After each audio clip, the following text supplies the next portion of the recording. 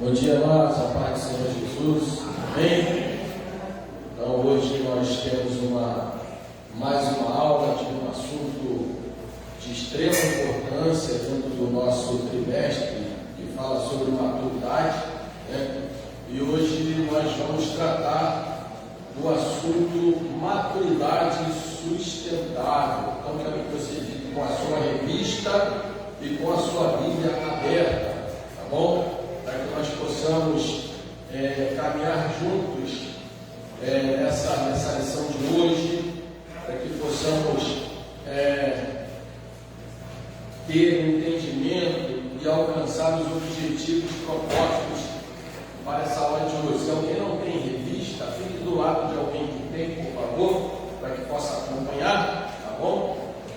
Então, já foi lido o textual, né? E também a leitura bíblica básica. Tem aí as leituras durante a semana, a leitura diária semanal, que é para que nós, ao longo da semana, vá lendo e meditando, estudando com isso a lição.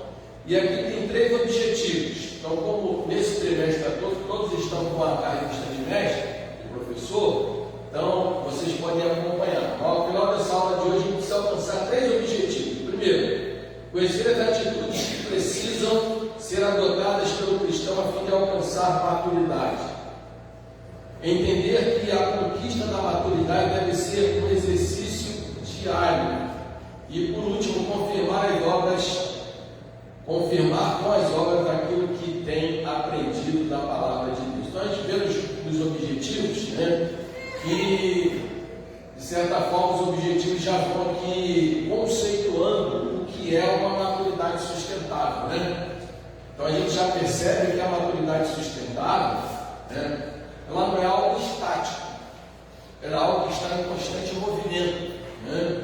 Então sustentável no sentido de ter todos os subsídios necessários para que a gente mantenha uma vida cristã com firmeza, com constância e com abundância. Nesse sentido, da palavra maturidade sustentável, tem que ser algo que nos sustente, né? Algo que nos proporcione crescimento, algo que proporcione em nós produtividade, que não sejamos cristãos que não produza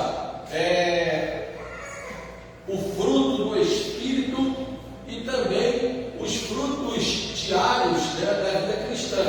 Então, quando se fala de maturidade sustentável, está falando de algo que é um movimento constante, é um desenvolvimento, né? Não é que você vai alcançar e pronto, não precisa de mais nada, não é isso, né?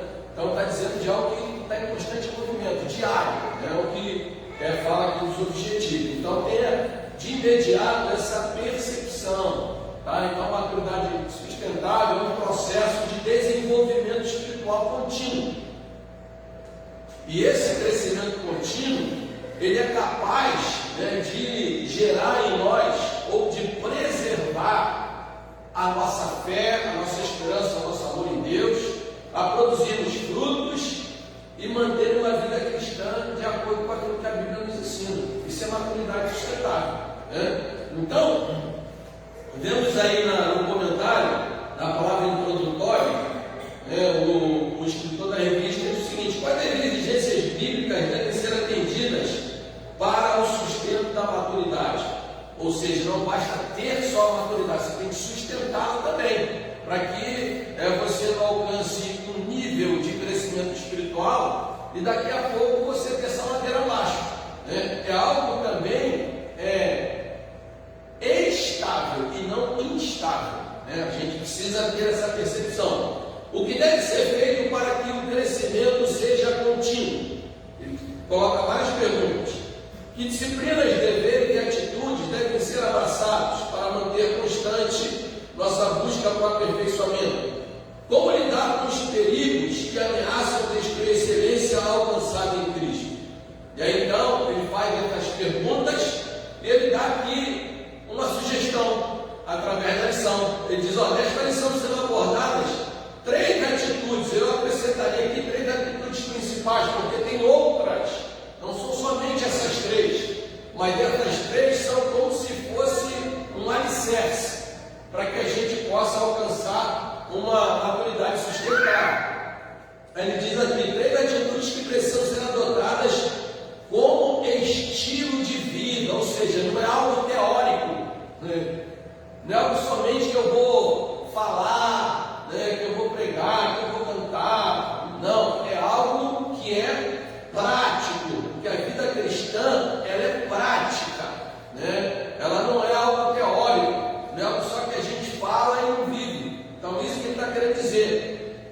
estilo de vida por aqueles que desejam crescer. Ou seja, tem gente que não quer crescer. Tem gente que quer chegar na igreja, só ouvir uma palavra, só quer ir para os cultos, mas ele não tem, né, aquele desejo de crescer, ele não se interessa por crescer. Ah, por que eu digo isso? Eu digo isso porque a gente vê no perfil dos crentes de hoje.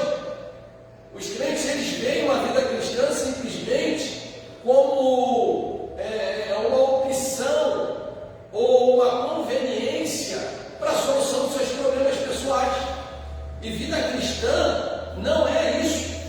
Pode acontecer isso e vai acontecer isso, porque quando Cristo está na nossa vida e nós temos uma profunda relação com Ele, isso vai acontecer, mas isso não tem que ser o nosso foco, né? O próprio Jesus lá em João 6, quando ele adverte o povo, que o povo andava atrás dele por causa daquilo que ele fazia, não pelo que ele era, então é exatamente isso. Nós precisamos buscar maturidade cristã, maturidade sustentável, porque nós precisamos disso para sobreviver espiritualmente, sobretudo, né? Então, ele continua dizendo, que desejam crescer na graça e no conhecimento de nosso Senhor e Salvador Jesus Cristo. Lá em 2 Pedro 3,18. Aí ele coloca essas três atitudes, né, ou três virtudes, né, que vai nos ajudar a manter uma maturidade sustentável. Então ele coloca esses três, que vai ser os 3 pontos da nossa aula de hoje, né, que é a honra, a humildade e a fé. Então ele coloca esses 3.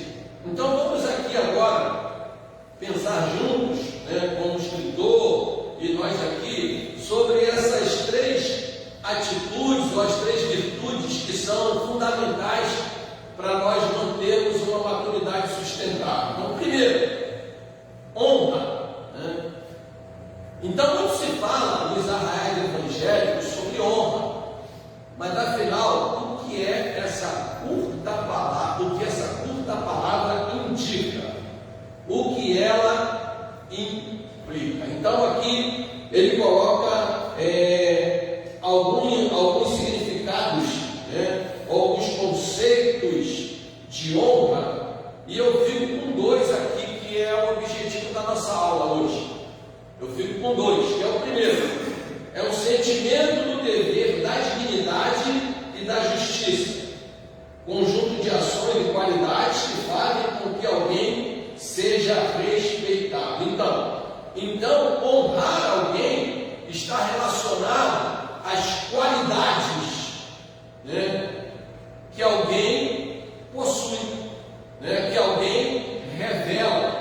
Então, quando nós honramos alguém, né, nós estamos honrando aquela pessoa porque ela apresenta atributos, características e qualidades que são dignas de respeito, né? É o que ele está dizendo aqui, né? Então, aí eu fico com a outra parte aqui, ó, é a manifestação de apreço, de homenagem a alguém.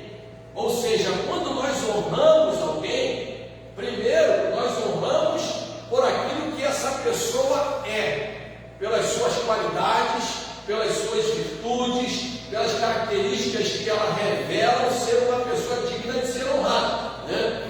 E isso é uma manifestação de apreço ou de homenagem a alguém. Então a gente vê muito, e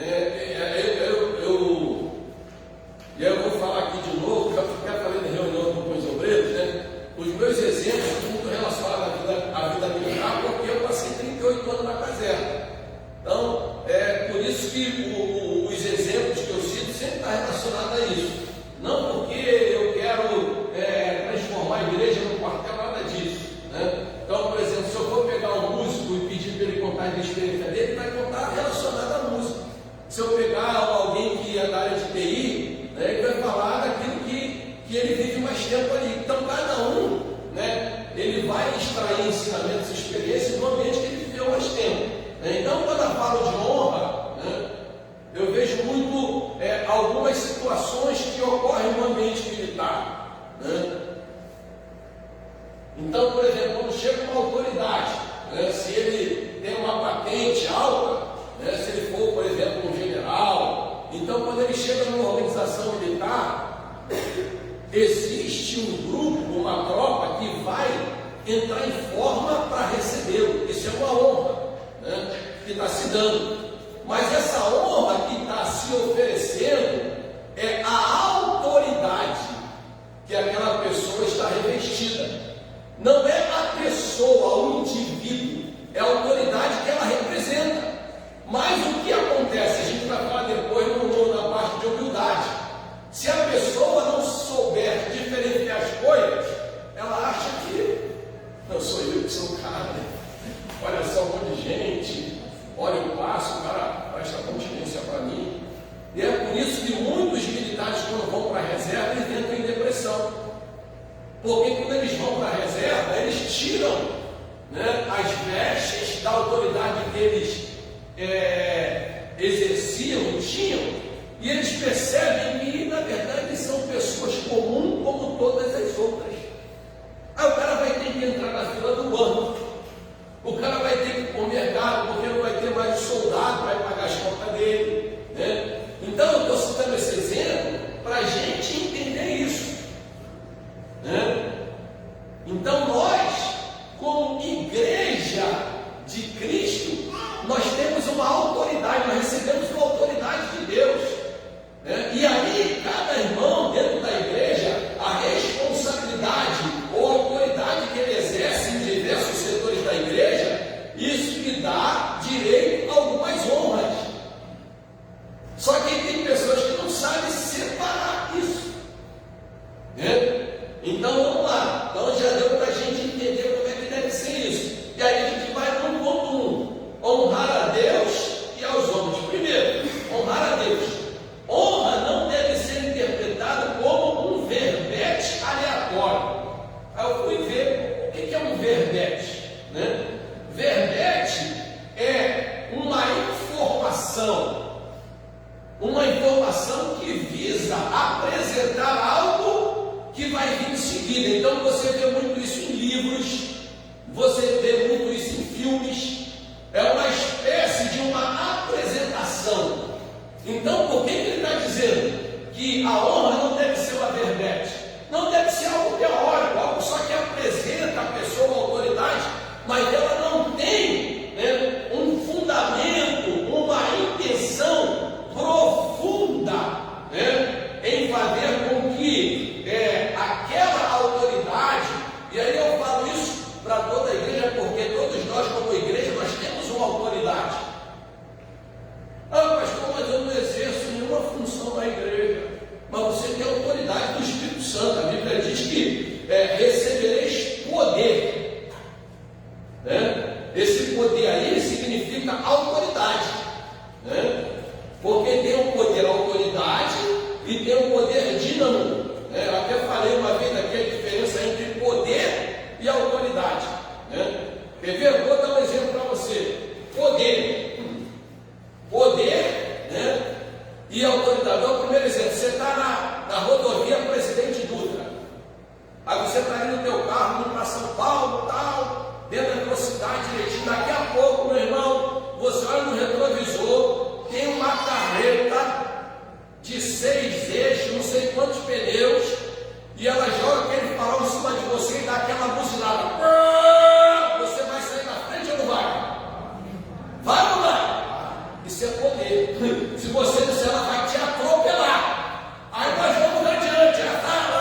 Você sai e encosta, meu Deus, teu carro até dá aquela balançada.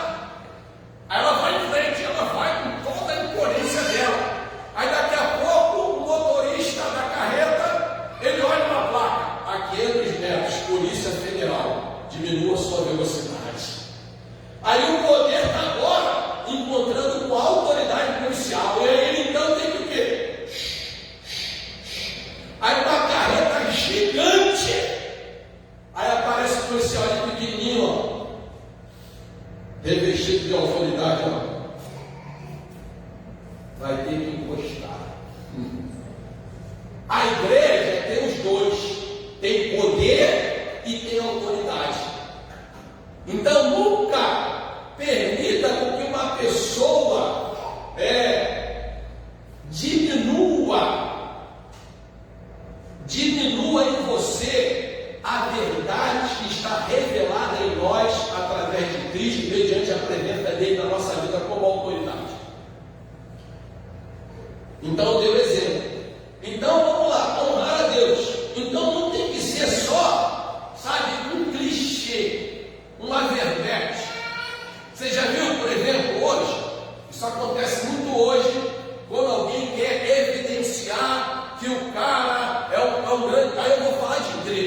lá fora da igreja. Que o cara tem um ministério bem sucedido, aí vai apresentar o cara para pregar, aí gasta 15 minutos informando os títulos que o cara tem. E aí depois, olha, ele é pastor de uma igreja que tem 5.000 pessoas, isso não dá autoridade a ninguém. Isso não é honra. Honra é você. Isso aqui está sendo simplesmente um clichê. Por quê? O cara está fazendo algo que ele sabe que ele pode receber algo em troca daquela pessoa que ele está colocando lá em cima. Você honra alguém independente do que ela pode ou não pode fazer com você. Você honra alguém por aquilo que ela é. E aí a gente vai entrar na questão de Deus, né? Então diz aqui, honra é antes de tudo glória, a boa reputação. Eu troco aqui boa reputação pelo caráter, tá? Com todo respeito ao escritor da revista. Ou fama que se oferece a Deus e às pessoas diversas, por motivos variados. Ou seja, não é simplesmente, né, palavras, são atitudes que demonstram que você honra aquela pessoa. Então, nós precisamos ter essa percepção. Então, maturidade espiritual passa por essa verdade de honrar a Deus. Então, 1.1 é respeito, é reverência, né? A gente tem percebido que as pessoas estão perdendo a reverência, o temor às coisas de Deus, né? Isso revela uma pessoa imatura, porque ela não sabe nem o Deus que ela serve, ela não conhece o Deus que ela serve, né? Então, quando honramos a Deus, tornamos um só Espírito com o Eterno. Olha só que coisa linda, né? Abre aí, primeira carta aos Coríntios, capítulo 6, versículo 17. Quem achar primeiro, leia para a gente ganhar tempo.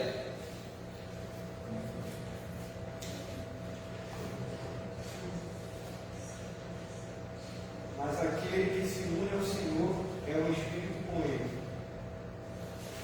Olha aí, porque quando nós honramos a Deus, né? Quando nós nos unimos a Deus, porque quando nós honramos, nós estamos respeitando, nós estamos nos submetendo a Ele, aos seus ensinamentos, né, aos seus valores, aos seus atributos. Então nós estamos nos unindo a Ele. Então nós tornamos, né, um só Espírito com Ele. Entendeu? Olha só que coisa linda. Ou seja, quando nós honramos a alguém, ou aqui a gente está falando a Deus, nós também recebemos benefício daquilo ou de quem nós honramos. Não que a gente faça isso por interesse, né? Eu vou repetir aqui mais uma vez. A figura do tabernáculo, a tenda da revelação, onde Deus manifestava a sua presença, ilustra as três dimensões do ser humano, nas três etapas do crescimento espiritual até a maturidade. Então, olha só que coisa interessante, né? Então, o tabernáculo, ele, de certa forma, ele revela no sentido figurado, né, essa nossa caminhada de alcance da maturidade sustentável. E aqui ele fala primeiro, o corpo no átrio. Aí ele fala, a jornada espiritual do crescimento para a maturidade começa no átrio. Todos nós sabemos que o átrio era aquele espaço do tabernáculo, né, onde o sacerdote ele recebia, né, lá de fora do pátio, né, os sacrifícios, as ofertas. O povo ficava fora do tabernáculo, entregava as ofertas para sacrifício, e o sacerdote no átrio, né, ele pegava o que? Ele fazia o sacrifício, oferecia o sacrifício. Então aqui, né, o átrio, o corpo no átrio representa o sacrifício vivo do cristão. Então não existe vida cristã sem sacrifício. Então se passa uma ideia de que, irmão, não existe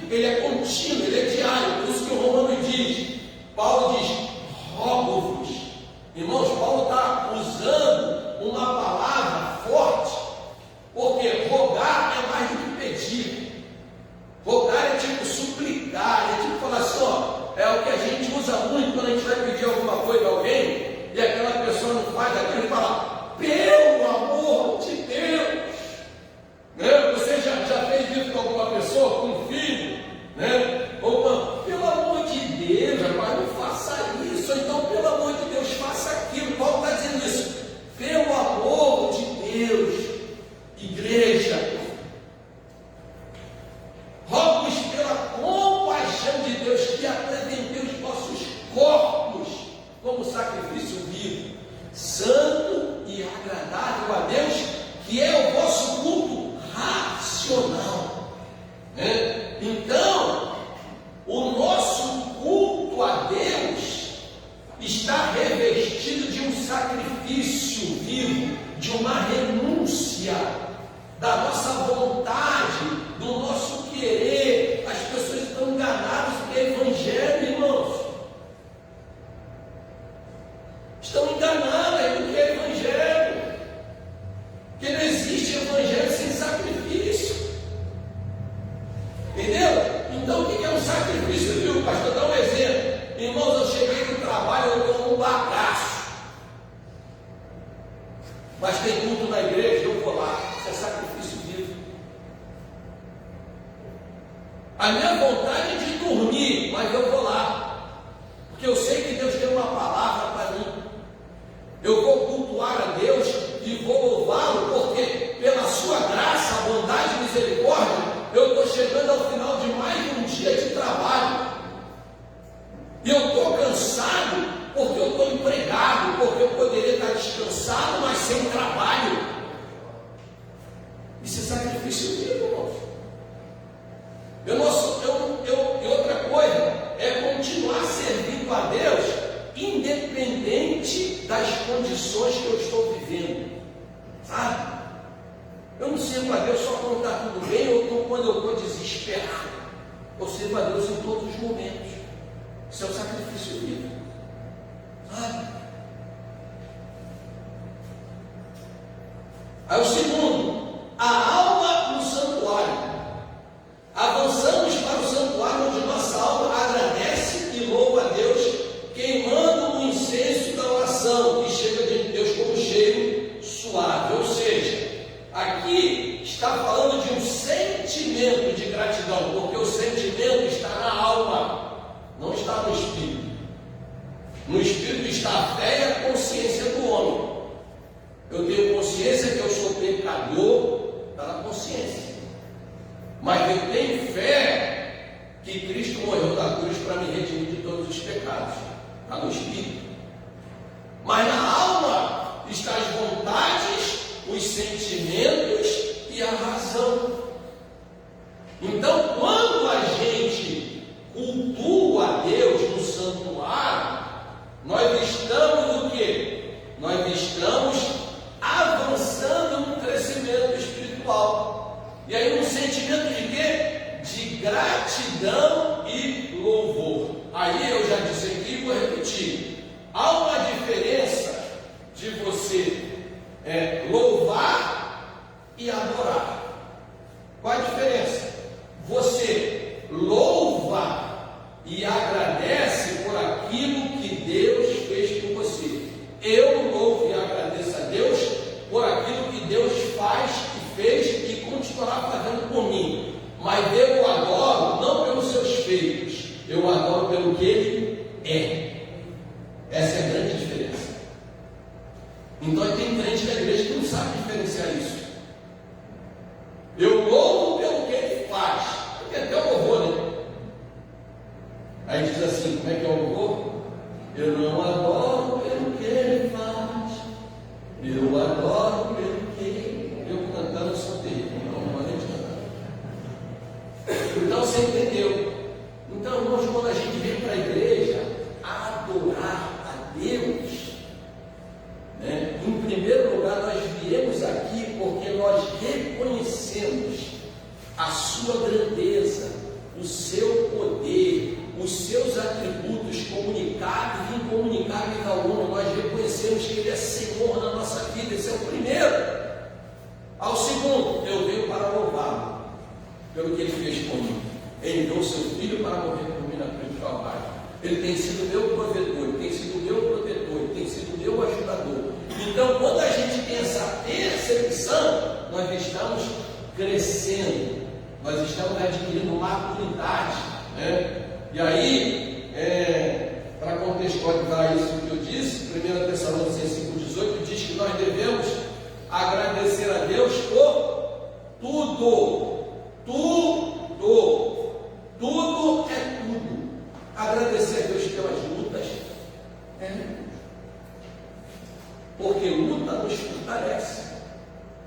Luta revela em nós a nossa incapacidade de solucionar algumas coisas que só Deus pode fazer aquilo por nós. Então nós precisamos aprender a agradecer a Deus por tudo. Não é só pelas coisas boas que nos acontecem, porque até as coisas, entre aspas, aparentemente ruins que nos acontecem, são permissão de Deus para nosso crescimento espiritual. Até mesmo quando nós fazemos escolhas erradas, né, sem consultar a Deus, aí Deus fala: então tá bom, você não escolheu isso?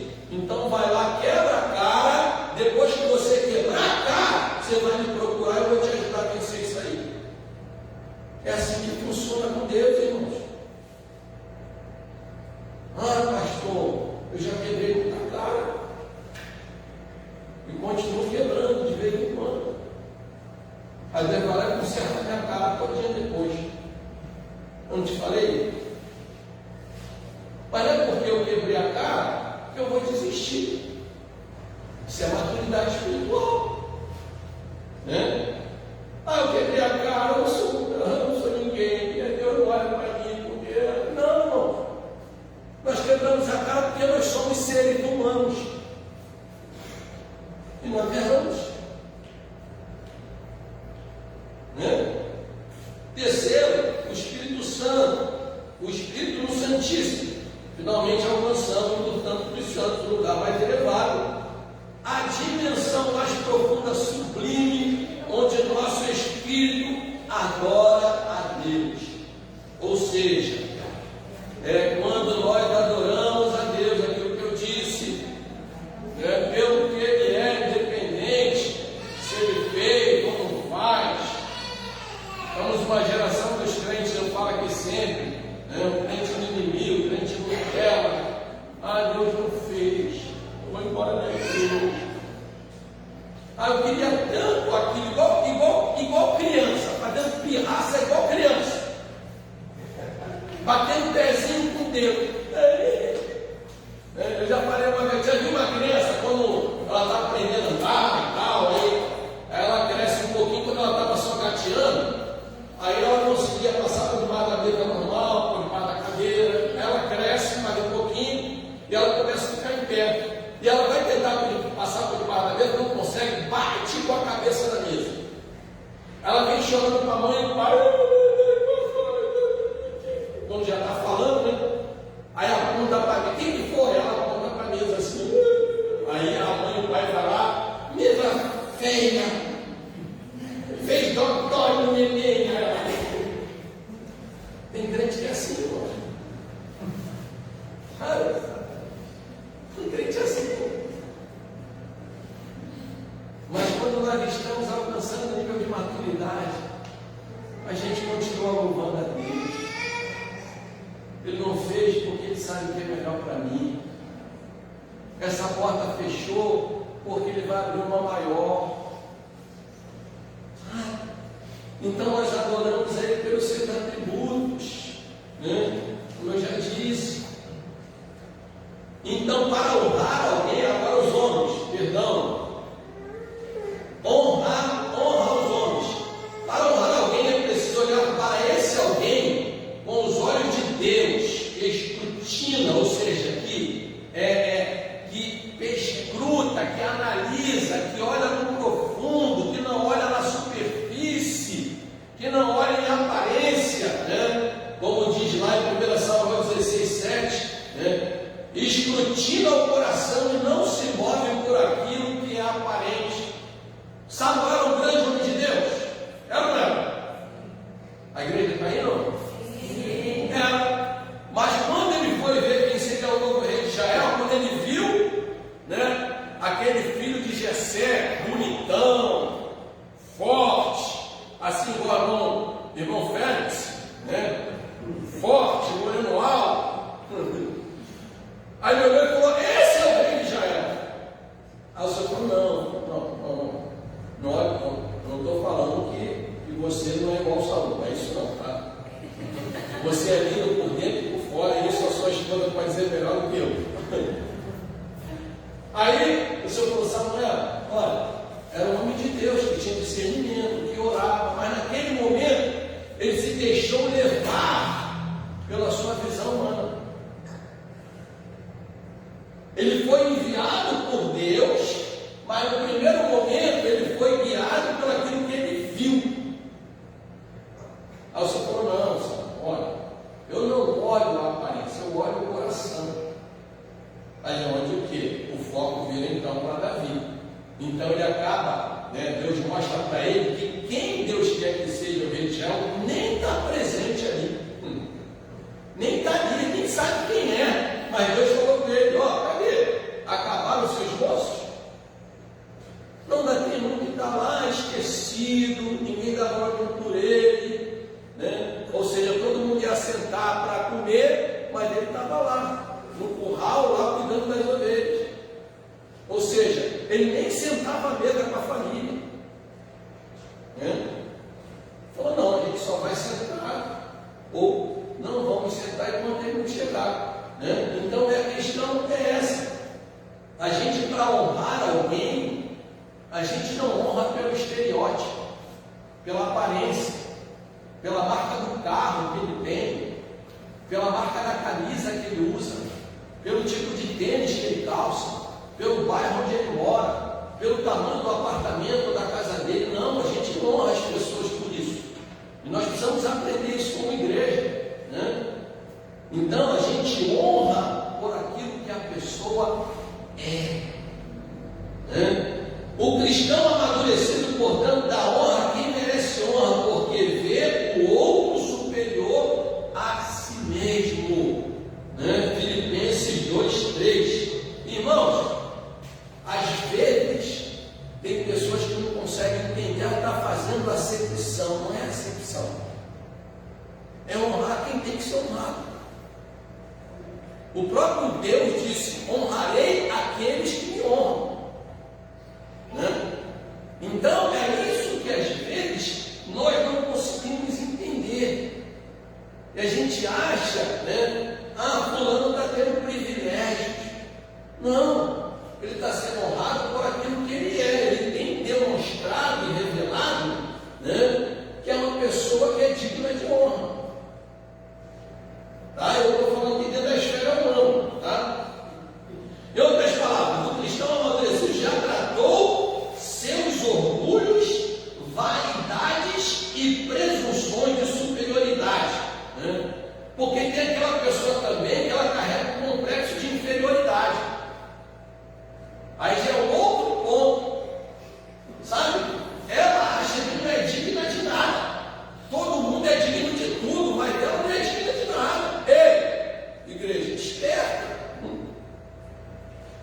Jesus já morreu na cruz por você. Você é uma nova criatura. Ainda que ninguém te honre, Deus vai te honrar. Se você tem honrado a Deus, Deus vai te honrar. Cada um dentro da área e do ambiente que vive. Então, quando um crente honra alguém, ele já venceu, irmãos, a questão do orgulho, da vaidade, da presunção, da superioridade. Você é homem que nem eu. Por quê? Ele é melhor do que eu? Ela é melhor do que eu? Então isso aí é uma virtude. Isso revela maturidade, quando a gente aprende a honrar as outras pessoas. E aí continuando, aí ele diz: entendendo que todos nós somos como imundo em todas as nossas justiças, como o trapo da imundícia. Já foi falado sobre o trapo de imundícia aqui mais de uma vez, não vou repetir. E todos nós caímos como folhas as nossas culpas, como o vento nos arrebata. Então, tem pessoas que não conseguem honrar as outras porque elas são orgulhosas. Elas acham que honrar alguém é se diminuir. Não, irmão, quando nós honramos alguém, nós estamos demonstrando que nós somos maduros o suficiente para fazer aquilo. Né? Aí no texto bíblico devemos honra. Aí ele faz aqui uma pequena lista.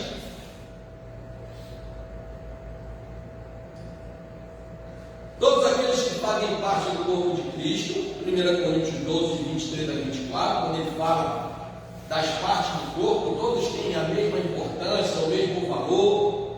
Né? A todos os homens da rei e da autoridade secular, 1 Pedro 2,17, essa parte aqui às vezes é muito difícil. Né? Mas a gente precisa fazer isso quando a Bíblia manda a gente orar pelas autoridades, porque elas são constituídas por Deus. Às vezes a gente não entende nada, como é que a gente pode? Isso aí foi constituído por Deus. Foi, porque Deus tem um propósito, a gente não sabe o que é. Foi assim que Nabucodonosor, foi assim que Abacuque ficou quando ele viu que os babilônicos, né, invadindo Jerusalém, escravizando o povo escolhido. Poxa, como é que pode isso? Como é que Deus permite uma nação injusta oprimir uma nação que ele escolheu para si? Mas Deus tinha um propósito com aquele período de 70 anos. Era tratar o povo de Israel. Então, ainda que nós estejamos vivendo situações que a gente não está entendendo nada, Deus tem um propósito em tudo isso. A gente pode não entender agora, mas a gente vai entender depois qual é o propósito dessa confusão que a gente está vivendo hoje no nosso país. Honrar os presbíteros, aqueles que conduzem a igreja, 1 Timóteo 5,17. Honrar os nossos empregadores. Honrar as viúvas, os cônjuges, aos idosos. Aqui não está. Mas honrar também aqueles, né? Quem tem funcionário, tem alguém debaixo da sua liderança, da sua autoridade, honrar essas pessoas também. Porque são pessoas invisíveis no mundo, irmãos. São pessoas invisíveis, as pessoas passam e não falam. Para um zelador, de uma pessoa que trabalha na área de limpeza de um condomínio, os moradores passam, muitos deles não cumprimentam os funcionários. Não sei se eu já disse aqui, uma vez eu passei pelo jardineiro lá do condomínio, né? Aí eu falei assim, você sabia que a sua profissão é uma profissão de honra? Aí ele parou. Olha só, primeiro, olha só como esse condomínio está lindo. Você que faz esse condomínio ficar bonito desse jeito, por causa de você ir cortando as plantas, tudo desses formatos aí bonitinho. Aí começou a rir. Eu falei, segundo, sabe por quê? Jardineiro é a primeira profissão que foi estabelecida na terra. Quando Deus criou o homem, ele colocou o homem no jardim e falou, cuida dele. A primeira profissão, jardineiro. Não foi médico, não foi advogado, não foi policial, não foi psicólogo. A primeira profissão, jardineiro. Aí ele já ficou feliz. Né? Então, depois olha lá na Bíblia, em Gênesis, no início lá de Gênesis. Você tem uma Bíblia em casa? Ah, tem. Então olha lá em Gênesis. Então, outro dia eu vinha passando, aí estava a moça lá limpando o chão lá da parte do hall de elevadores. Falei, então é a senhora que deixa esse condomínio cheiroso desse jeito, hein? Eu queria saber quem era que deixava esse condomínio cheiroso. Muito obrigado pelo seu trabalho. Seu trabalho é muito importante aqui. Entendeu? São pessoas que são invisíveis. O morador passa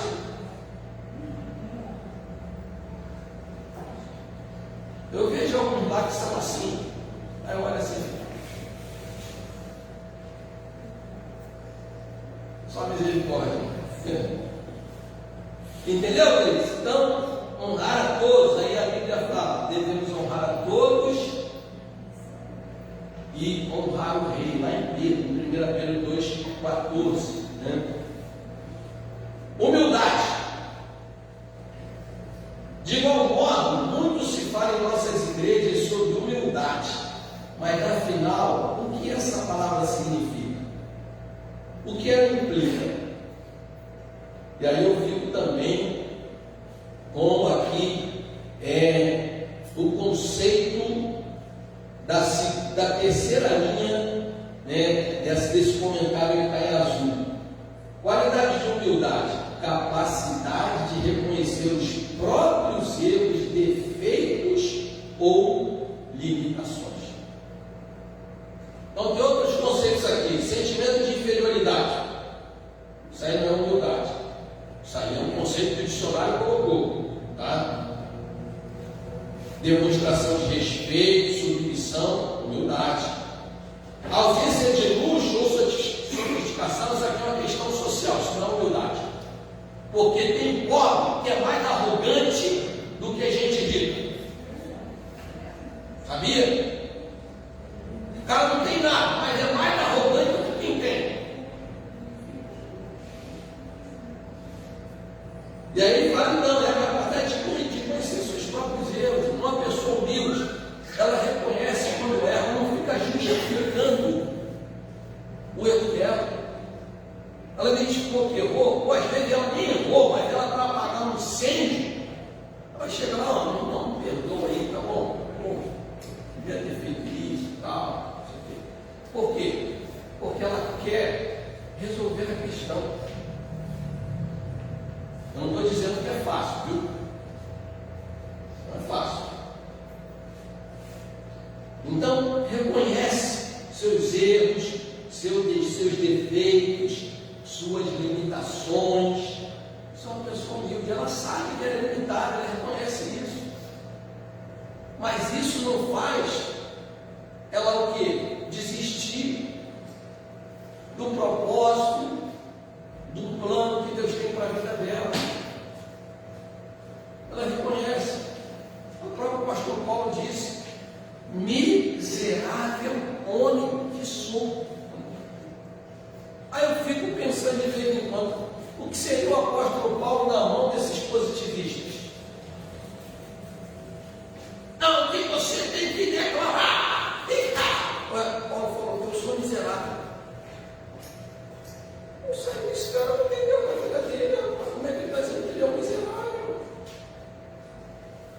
Paulo está falando dentro da questão humana, porque ele está dizendo: olha, para eu vencer, para eu mortificar minha natureza humana, eu preciso da ação do Espírito Santo em mim, porque eu, por mim mesmo, eu não vou conseguir alcançar a maturidade. Por isso ele diz: eu sou miserável. Não tem aquilo que o pessoal fala que dentro de nós tem duas feras, né? Não me lembro agora se isso é um leão, um urso, sei lá. Não, um cachorro e... São dois cachorros. Ah, dois cachorros. Um deve ser a Melzinha, deve ser. Dois cachorros irmãos. Tem dia que os cachorros estão brigando forte dentro de mim aqui. Tem dia que o negócio é cachorrada aqui dentro. Cachorro bravo. Tem dia que o negócio é sério. Dá vontade de sair mordendo geral. A outro cachorro manso fala: aí, cachorro bravo, fica quietinho aí. Aí o cachorro bravo ele sai devagarinho. Vamos uma luta diária aqui. Tem dia que o cachorro bravo vence. Pastor, como é que o senhor fala isso? É ser humano. Entendeu? Então é isso. De você reconhecer isso. Isso é humildade. Né? O maior exemplo de humildade. Quem que deu o maior exemplo de humildade? Jesus, irmãos. O maior exemplo de humildade foi dado por Jesus. Filipenses capítulo 2, versículo 5, que haja em vós o mesmo sentimento que houve em Cristo Jesus, que mesmo sendo Deus, não usurpou seu lugar a Deus, mas tomou a forma de servo, né? E aí vai falando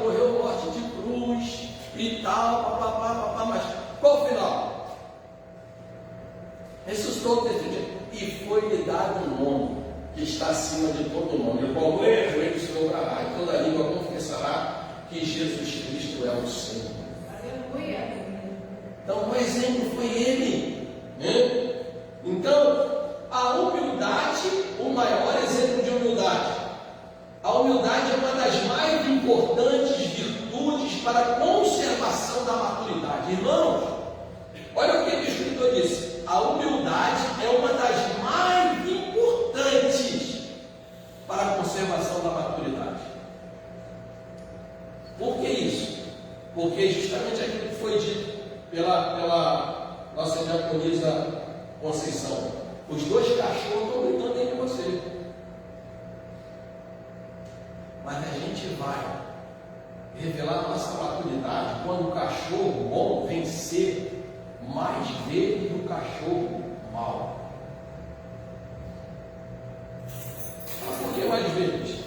Porque tem hora que a gente vai perder algumas batalhas, mas não vamos perder a guerra.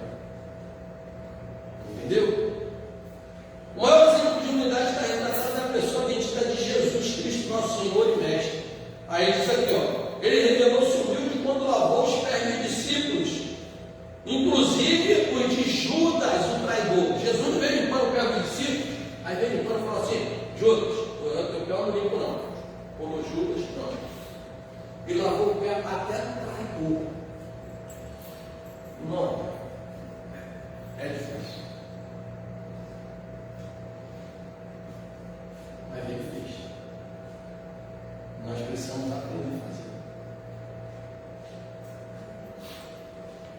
Entendeu?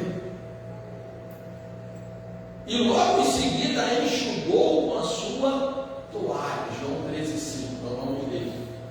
Em todas as ocasiões em que realizou grandes milagres, sempre socorrendo os necessitados, as multidões, procurava aclamar, louvar a Jesus, sempre rejeitou glória, os aplausos, as honrarias e todo tipo de homenagem. João 6,15. Vamos ler isso aí. Hoje nós vivemos uma geração que está atrás de aplausos. E eu digo isso de uma geração cristã, não estou falando ímpio não, viu? Que querem ser ovacionados. Sabe que tem até clubinho, que é onde eles vão, as pessoas vão atrás deles ou delas. Jesus, ele só aceitou no momento exato que estava estabelecido. Ela vai trabalhar na mídia, essa menina. Já está querendo já filmar o culto já. Olha aí. Né? Então leia para mim quem achou João 6,15.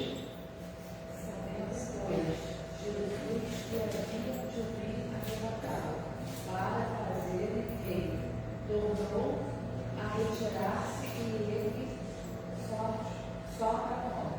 É isso mesmo. Então, quando tentaram aclamar ele rei fora do templo, ele, saiu. E às vezes, aí eu digo aqui, sabe quem são responsáveis às vezes por derrubar grandes líderes? Nós mesmos. Porque nós estamos dando glória para homem que não tem que ser dado. Nós temos que honrar os nossos líderes, honrar as pessoas que nos orientam, mas não transformá-los em semideuses. Então, às vezes, até alguns líderes são mal interpretados. Quando eles terminam ali um evento, alguma coisa, eles falam com algumas pessoas e depois saem. Às vezes são mal interpretados. Porque nós, irmãos, nós temos uma facilidade muito grande de adorar coisas de pessoas. Você não vê aí esses eventos? A gente via as pessoas querendo tocar em Jesus. A gente vê hoje pessoas querendo tocar em homens, em personalidades do mundo musical, sabe? O pessoal quase se lançando.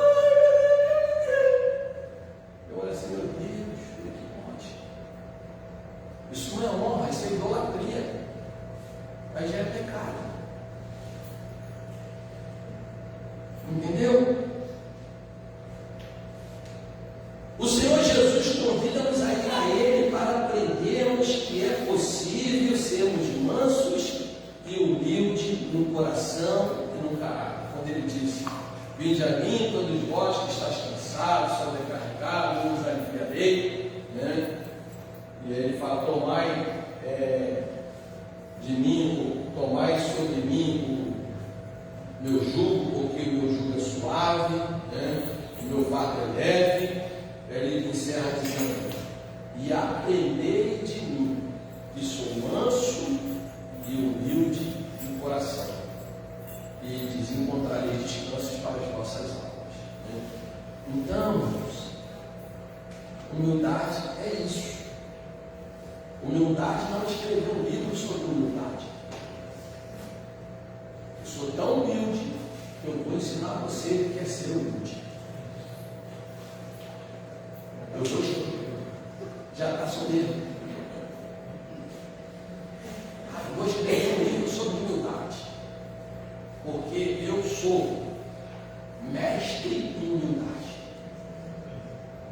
Eu recebi um diploma honoris causa de humildade.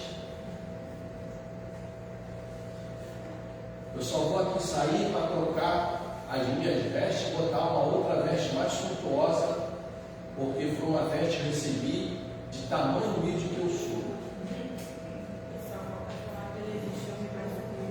Ainda vai falar: depois de Jesus, eu sou mais humilde na face da terra.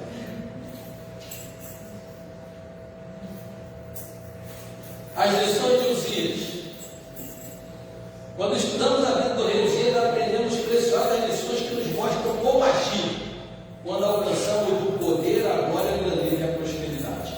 Então, não vou ler aqui para ganhar tempo. Todos nós sabemos que Uzias, ele está no grupo daqueles reis que fizeram a vontade de Deus, né? Assim como Asa, assim como Josafá, né?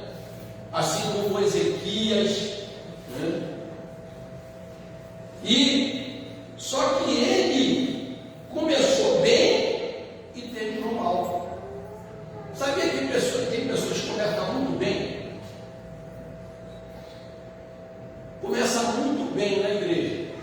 Aí quando ele recebe uma função do cargo, a pessoa muda. Esse irmão não era assim, essa irmã não era assim. Começa a pisar em todo mundo na igreja. Isso não acontece aqui na Belena, graças a Deus. Acontece em vários outros lugares. Aqui, graças a Deus. Eu pastorei numa igreja que tinha uma irmã que era uma bênção. Bênção. Aí eu botei ela para dirigir o trabalho de oração. Meu Deus, para que eu fiz aqui? Para quê? Eu acabei com a vida dela. Porque quando, antigamente na breia, algumas ainda tem aquela mesa, fica na frente e bota a cadeira de Moisés ali. Sabe? E aí quem senta naquela cadeira começa a se achar melhor do que todo mundo. E aí começa a entrar as irmãs, já uma disputa para quem vai sentar naquela cadeira um dia. E aí, irmãos, o trabalho de oração virou trabalho de confusão. O círculo de oração virou quadrado de confusão. Hoje essa irmã está no mundo, destruiu o casamento, mas por quê? Porque simplesmente não soube lidar com uma coisa simples. Porque ela recebeu uma tarefa, ela recebeu uma honra. Não soube lidar com a honra que ela recebeu. Sabe? Então, o rei Uzias, aconteceu isso com ele. Ele começou bem e terminou mal. Depois você lê isso em Crônicas 26, né? O capítulo 26 de 2 Crônicas. Eu vou só ler aqui esse quadrinho do lado. Uzias deixou-se corromper pela soberba, olhar altivo, que é a primeira das 6 coisas que aborrecem o Senhor. Provérbios 6,16, que fala 6 coisas que aborrecem o Senhor e a 7 que ele abomina, né? Este é o pecado fundamental, pois conduz o indivíduo à prática de outros. Desde o mais remoto período da igreja primitiva, a soberba foi vista como a mais perigosa ofensa a Deus. Foi por isso que Lúcifer caiu, por causa de soberba, né? A Bíblia diz que a soberba precede a queda, né? Então, a gente precisa saber lidar com isso. Maturidade sustentável. A partir da experiência de Uzias, quais atitudes humildes diante da glória humana o cristão deve adotar para que a maturidade seja um ato contínuo em sua vida? Então ele coloca aqui, faz algumas considerações. Nunca buscar reconhecimento ou valorização pessoal. Entenda que tudo que eu e você somos e fazemos vem de Deus, é para Deus e para a glória de Deus, né? Não buscar reconhecimento ou valorização pessoal. Valorizar as coisas simples, humildes e discretas. Sabe? Tem pessoas que só quer tudo grande, sabe? Não consegue perceber que ninguém começa grande. Imagine você no ventre da tua mãe, do tamanho que você é hoje. Não tinha condições, irmãos. Porque tudo começa pequeno. Entendeu? E aí vai crescendo com o tempo. Então a vida cristã é assim. Deus não revela tudo de uma vez só. Deus não faz tudo de uma vez só. Deus vai fazendo gradativamente.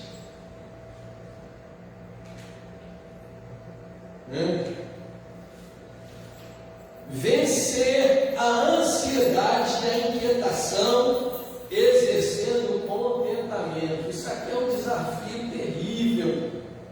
Vencer a ansiedade. Está satisfeito com aquilo que você tem no momento. Eu não estou falando conformado, estático. Tudo bem assim. Não estou dizendo isso. Eu estou dizendo o seguinte: valorizar o que Deus te deu até hoje, estar satisfeito com aquilo que Deus te deu e projetar coisas melhores dentro daquilo que Deus permita que você realize. Nós vivemos hoje uma geração, eu disse aqui, não sei se foi na aula passada ou outra, né, que é o seguinte: a pessoa, não tem nada de errado você olhar uma pessoa bem-sucedida e você querer chegar naquele nível. Não tem nada de errado nisso. Aquela pessoa pode ser o quê? Pode ser um modelo, pode ser um ícone para você alcançar lá, né, para você chegar até lá. Mas o que acontece hoje é que as pessoas, elas fazem de tudo, se envolvem em coisas até mesmo erradas para alcançar um status que a sociedade impõe sobre ela. Ela está insatisfeita sempre, porque a nossa sociedade é insatisfeita. E aí ela enfia os pés pela cabeça. Ela bota, como diz o ditado popular, a carroça na frente do boi. E ela vai atropelando a vida dela, e daqui a pouco ela vai ver, ela está num emaranhado de coisas que ela não consegue se embaraçar daquilo. Mas por quê? Por causa da ansiedade. Ela não sabe esperar as coisas acontecerem no seu tempo. E outra coisa, de algo acontecer na vida de uma pessoa não é o mesmo o tempo da outra. Vou dar um exemplo bem claro aqui na igreja, né? Nós temos 3 crianças na faixa de o quê? 1 ano e meio, né? 1 ano e 2 meses, 1 ano, 2 meses, ali, né? 1 ano e meio. O Heitor tem 1 ano e 2 meses. A Elisa e o Ângelo, o Uriel já estão andando. O Heitor não está andando ainda.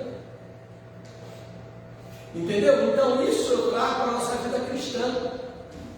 O Uriel já está até correndo, a Elisa já está querendo filmar o culto.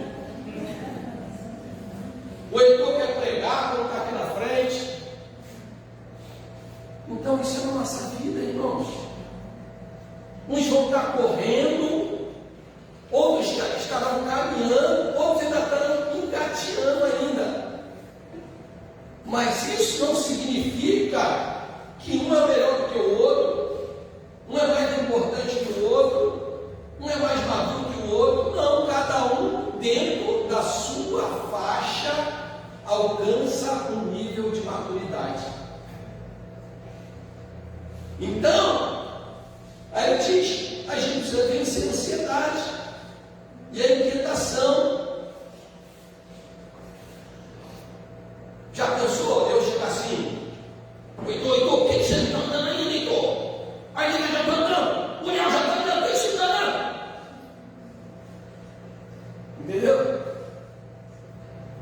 Mas tem pais que fazem isso com crianças. Porque é normal haver comparações. Mas nós precisamos vencer isso.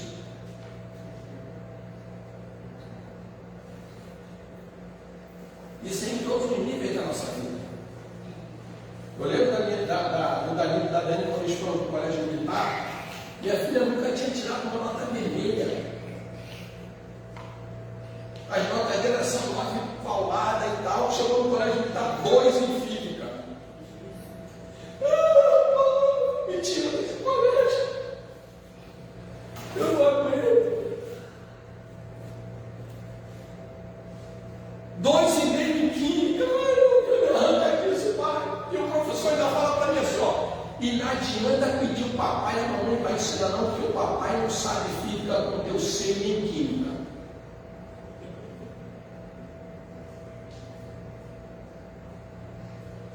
E aquilo serviu o quê? De mola propulsora. Ela falou, pai, eu aprendi uma coisa. Eu não tenho que estudar só para aprender. Eu tenho que estudar porque eu preciso crescer comigo mesmo e eu poder conquistar algo nessa vida que Deus planejou para mim. Quando chegou no final do ensino médio, quando chegou na formatura, o professor de física e química chegou, como é que você conseguiu passar? Ela disse assim, por causa do Senhor. Naquele dia que o Senhor falou aquilo para mim, aquilo gerou para mim uma motivação. Agora, se ela chega em casa e eu falo, como que você tirou 2 e eu só tirava nota, você é uma burra. Falei, filho, você mudou de colégio, o método de ensino é outro, é um colégio que tem uma qualificação maior, é um colégio de líderes. Então você está sendo forjada para liderar alguém. Entende? Por quê? Falei, vai devagar, não adianta querer olhar para aqueles que tiraram nota 9,5 agora. Eles já vêm de uma geração, já estão acostumados com isso. Você saiu do colégio público. Então fica tranquila, vai devagar, vai no teu tempo. E aí o que? O primeiro período foi para recuperação. E foi. E aí, para quem tirava 2,5 química, fazer farmácia não é FRJ, que mexe com química o tempo todo. E que foi escolhida por um projeto que a direção da escola estava aguardando 10 anos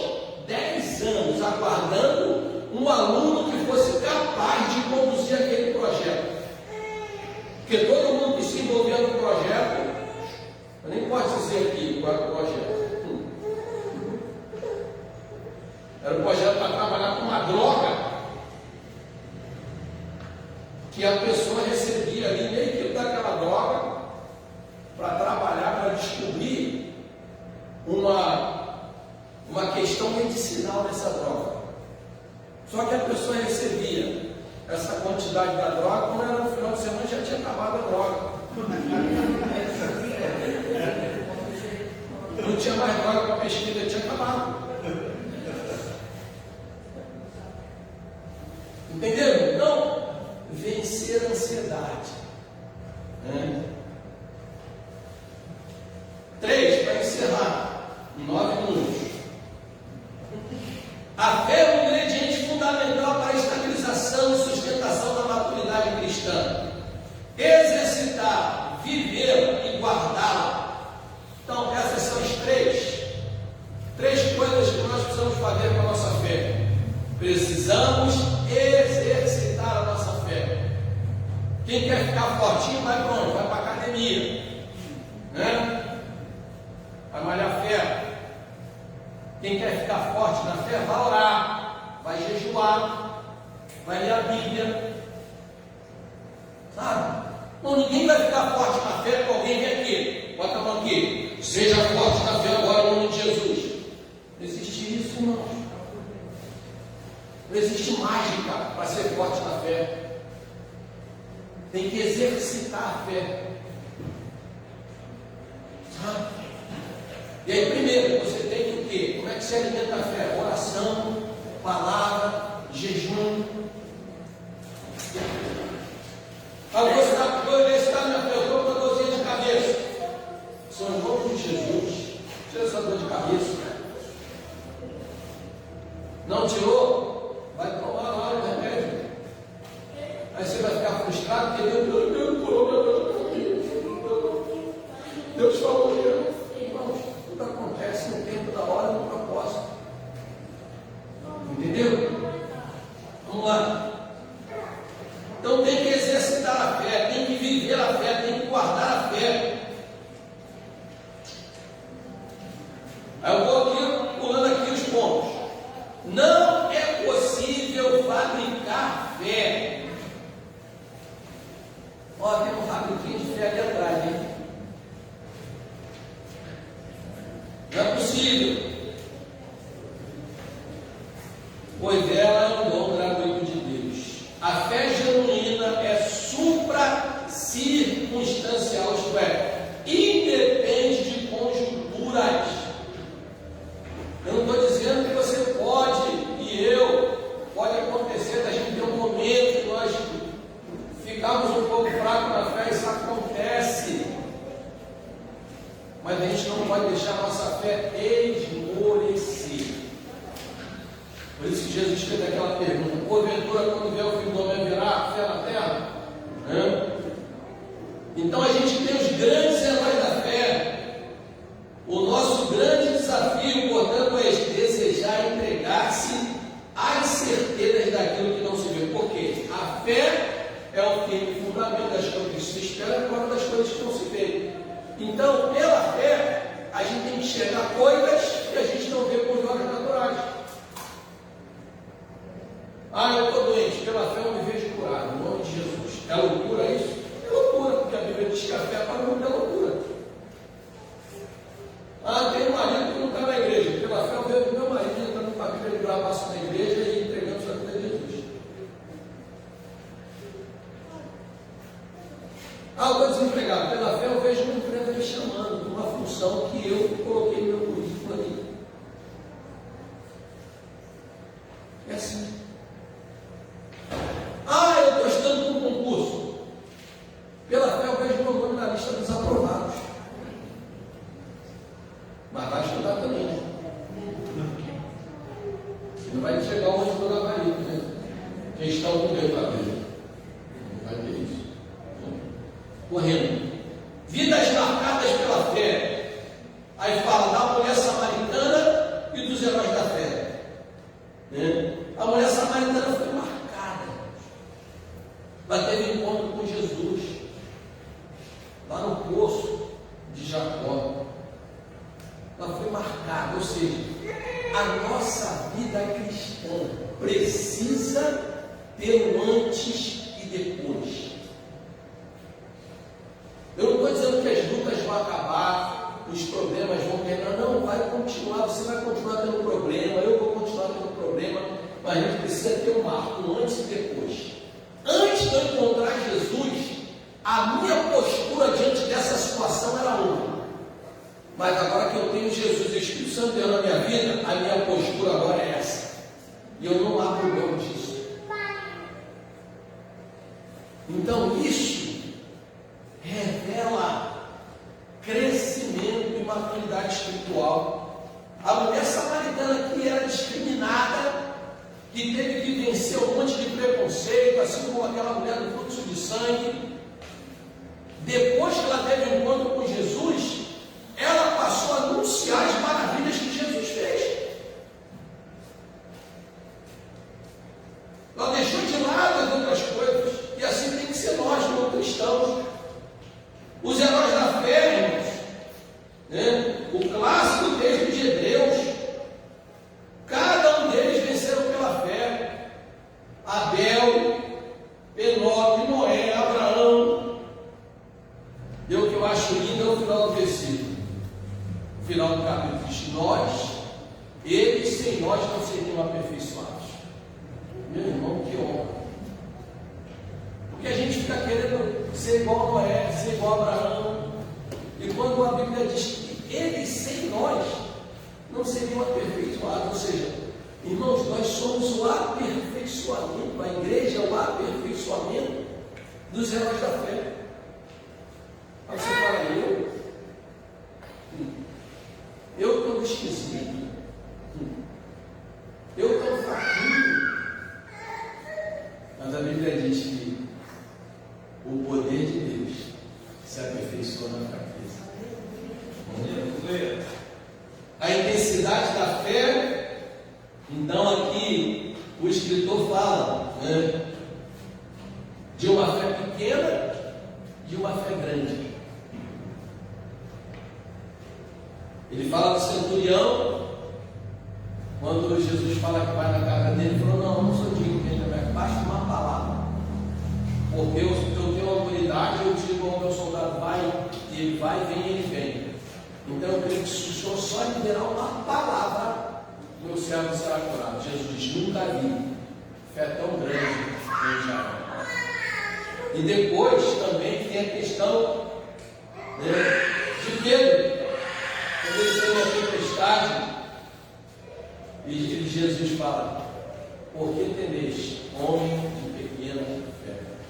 E ontem, assim, apareceu um vídeo para mim muito interessante, uma jovem falando, né, da fé do tamanho do grão de mostarda. Eu achei interessante, não sei se vocês já viram um vídeo muito curtinho.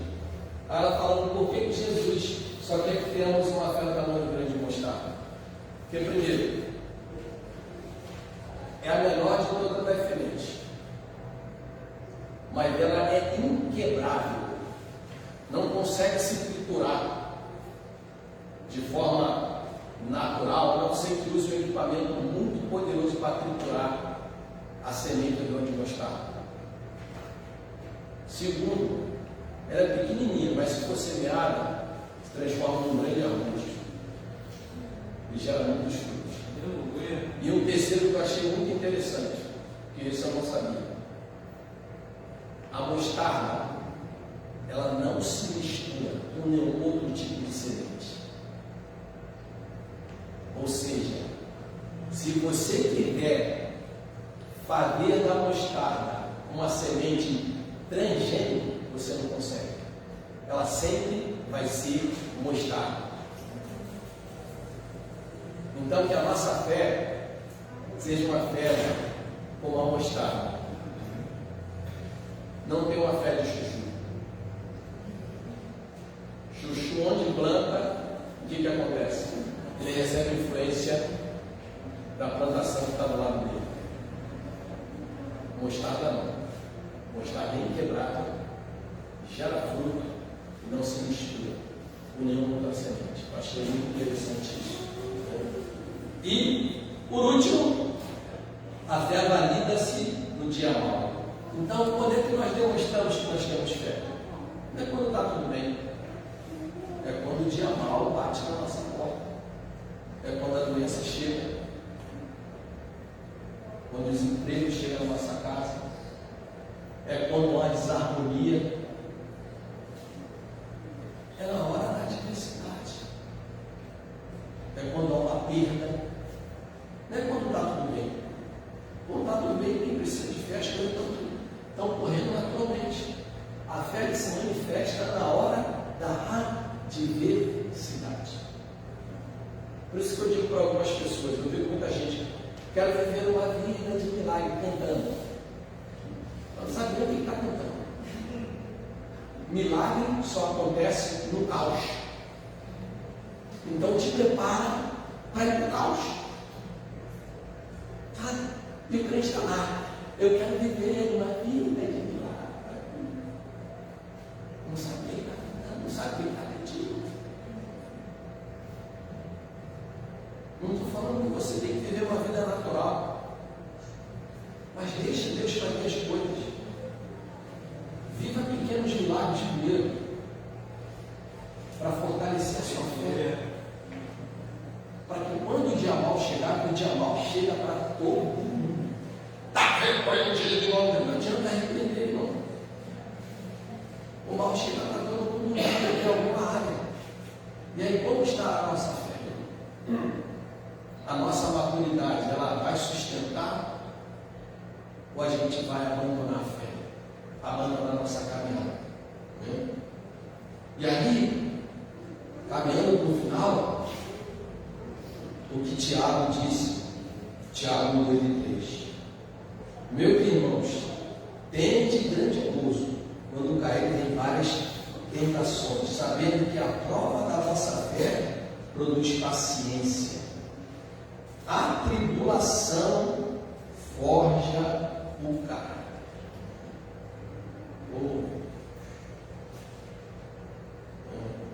Tribulação forja o caráter. E não quero ter mais um caráter forjado. Já estou com muita tribulação. Quanto mais tribulação, mais o caráter será forjado. Então, o crescimento que alcançamos, a maturidade que desfrutamos, permanecerão sustentáveis na força do pacto de fé firmado com o Altíssimo. 2 Coríntios 1:20. E por último, eu quero ler esse texto com vocês. Segunda carta de Pedro, capítulo 5. E aí eu encerro aqui minha aula, passando aí 4 minutinhos.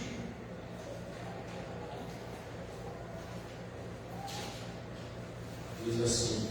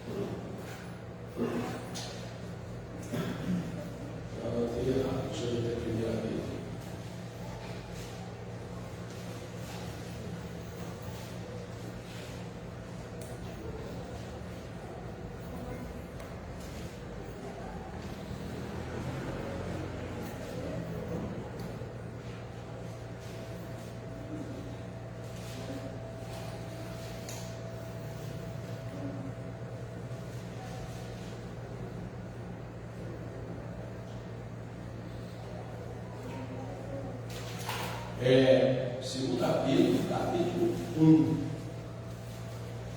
versículo de 5 a 8, diz assim: por isso mesmo, nessa versão do Corão, vós, reunindo toda a vossa diligência, associai a vossa fé à virtude, com a virtude o conhecimento, com o conhecimento o domínio próprio, com o domínio próprio a perseverança, com a perseverança a piedade, com a piedade a fraternidade, com a fraternidade o amor, porque estas coisas, existindo em vós e em vós aumentando, fazem com que não sejais nem inativos, nem infrutuosos no pleno conhecimento de nosso Senhor Jesus Cristo.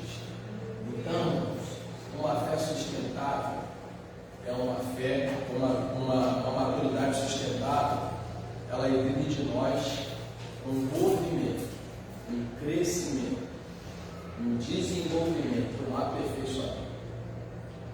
Façamos isso, certamente seremos uma igreja com muitos frutos para a glória de Deus.